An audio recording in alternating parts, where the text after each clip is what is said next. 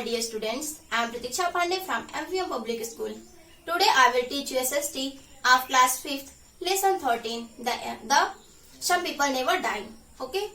And now I am going to teach you about Martin Luther. Martin Luther, he was born on 1929 and Martin Luther का born ये 1929 को हुआ था और इनका पूरा लाइफ ड्यूरेशन 1929 से 1968 तक है। और मार्टिन लूथर ये अमेरिका के रहने वाले थे और ये क्लेयर्समैन थे, एक्टिविस्ट थे, ओके। और ये अमेरिका के बहुत ज्यादा पॉपुलर पर्सन भी थे और ये वहां पर जो डिस्क्रिमिनेशन हो रहा था व्हाइट्स और ब्लैक पीपल्स, इसके अगेंस्ट भी पार्टिसिपेट करते हैं और उसको एंड करते हैं। अमेरिका में स्लेवरी सिस्टम तो पहले ही एंड हो चुका था अब्राहम लिंकन के टाइम में, आप लोग उसको पढ़ चुके हो। एंड और जो मार्टिन लूथर थे, आप जानते हो ये 1964 में इन्हें यंगेस्ट नोबल प्राइज दिया गया था ना। और क्यों? क्योंकि ये रेसिकल जो डिस्क्रिमिनेशन थे उसकी एंडिंग के लिए इन्हें भी नॉन वायलेंस के थ्रू एंड किए थे। इसके लिए इन्हें 1964 में यंगेस्ट नोबल प्राइज दिया गया था, यंगेस्ट पर्सन थे ये। और फिर 1964 में इन्हें गोली लग गई जिसकी वजह से इनकी डेथ हो गई थी ओनली 40 इयर्स की एज में। और ये बहुत ही ग्रेट पीपल थे। ओके स्टूडेंट्स, तो now I am going to teach you about Martin Luther. This is very interesting and knowledgeable topic. Okay students, Lesson 13. Some people never die. Students, I had already discussed with you most of the part of this lesson. First topic, Socrates and Abraham Lincoln and Karl Marx. This topic I had already taught you, and now I am going to teach you last topic, Martin Luther King Jr. 1929 to 1968. Okay, so let's start our today's class. Martin Luther was an American clergyman, activist and a prominent leader.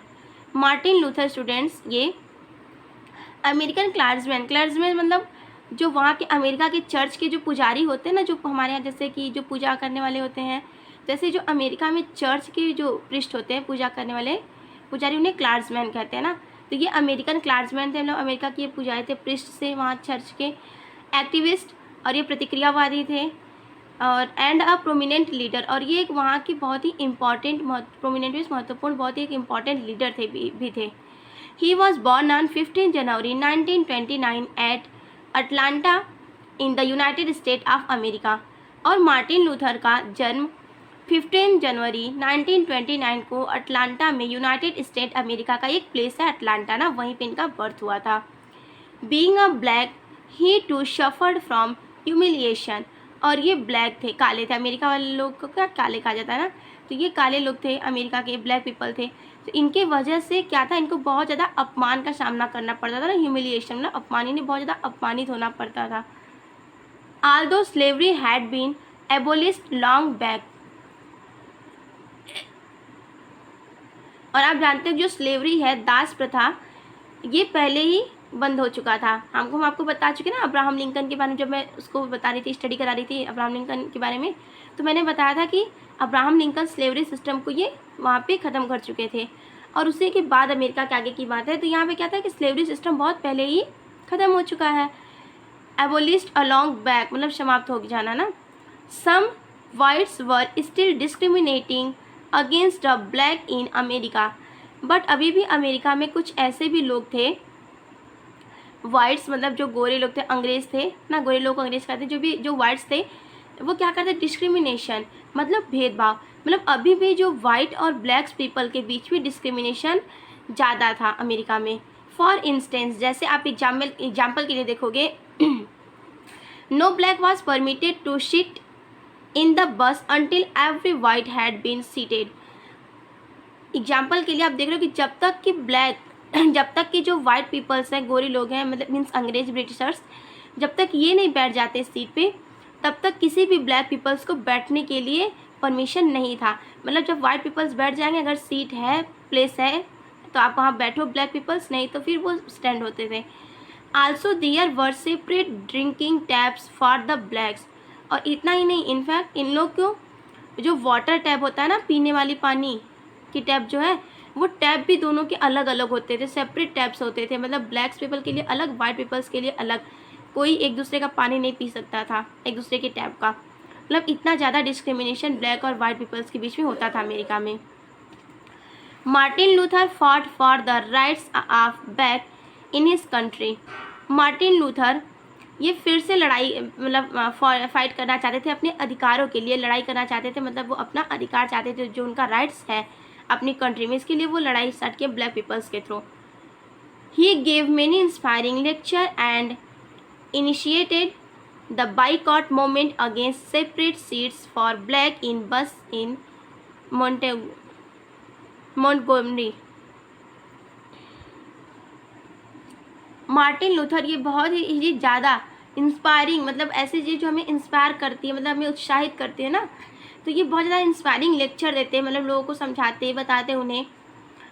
Seats for black in buses in Montgomery, ये बहुत ज़्यादा inspiring lecture देते हैं लोगों को motivate करने के लिए। और initiated the boycott movements against separate seats, और ये सेपरेट सीट के लिए, मतलब ब्लैक्स पीपल के लिए अलग सीट के लिए ये अब अपना बाइकआउट करना स्टार्ट कर दिए थे।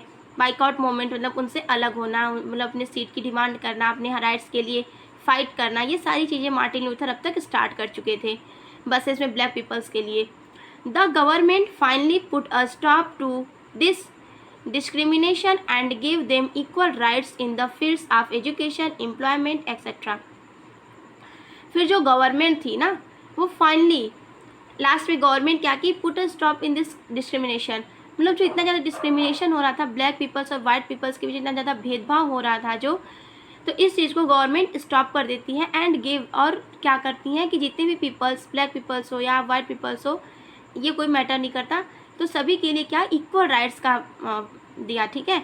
और वो इक्वल राइट्स किस में, एजुकेशन में भी, एम्प्लॉयमेंट, एजुकेशन में शिक्षा, मतलब जो एजुकेशन है आपका, एम्प्लॉयमेंट्स मतलब रोजगार जो बिजनेस वगैरह है, और जो गवर्नमेंट जॉब्स हैं, तो इन सब में क्या हुआ कि इक्वल राइट्स दिया गया ब्लैक पीपल्स को और वाइट पीपल्स को, और जो डिस्क्रिमिनेशन था उसे लास्ट कर दिया, ख़त्म कर दिया गया। Martin Luther always followed by the path of non violence, और मार्टिन लूथर ये हमेशा नॉन वायलेंस ही फॉलो करते थे, मतलब अहिंसा। जैसे आप महात्मा गांधी जानते हैं, महात्मा गांधी ना, तो महात्मा गांधी क्या था, वो भी नॉन वायलेंस फॉलो करते थे, वैसे ही मार्टिन लूथर भी नॉन वायलेंस फॉलो करते थे। Okay, and in 1964 he became the youngest person to receive the Nobel Prize for his work to end racial discrimination through non-violence means। और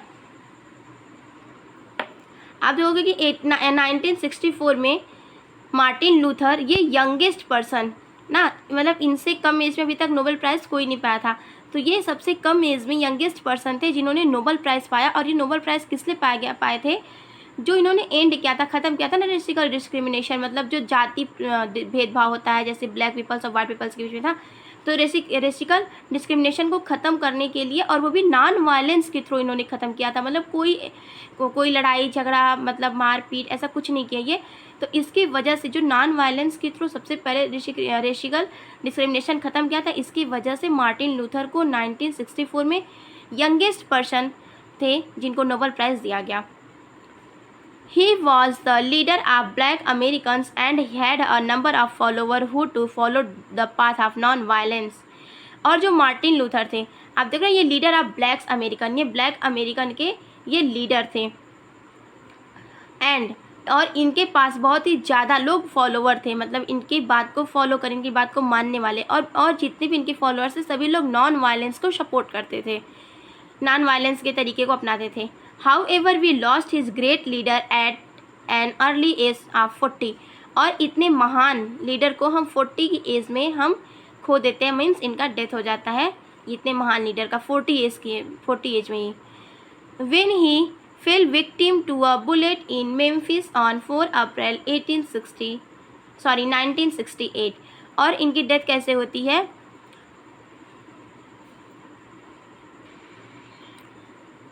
4 अप्रैल को 1968 में Memphis में इन्हें गोली लग जाती है, जिसकी वजह से इनकी डेथ हो जाती है 40 ईयर्स की एज में.